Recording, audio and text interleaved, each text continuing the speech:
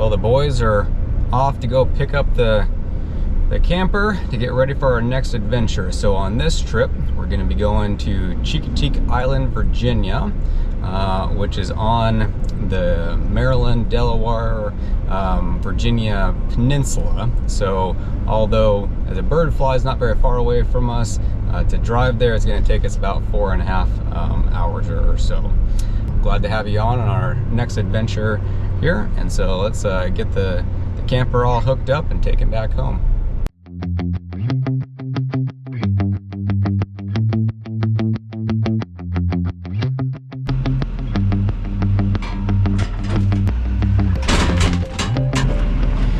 One of the things that we have to do is add air to the air shocks to raise up the back of the pickup so it's level. Right, 70 pounds of pressure, we're good to go.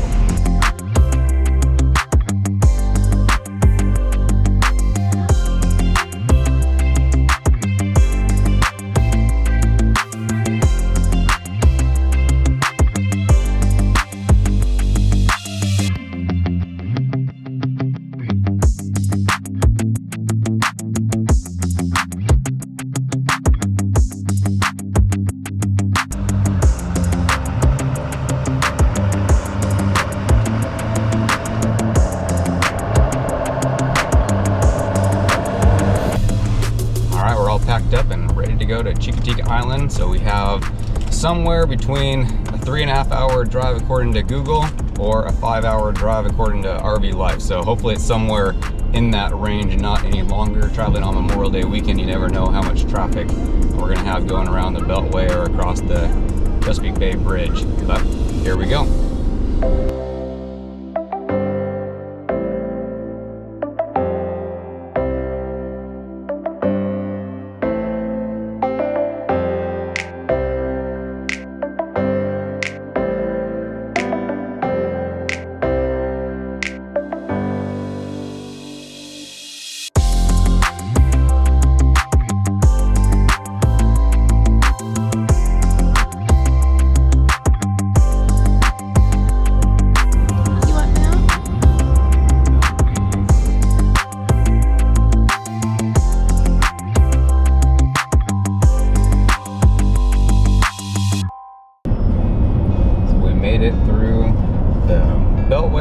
Made it across the Bay Bridge without having any traffic. So an hour and a half into the drive, everything is smooth sailing now. So hopefully we'll get there in a couple hours.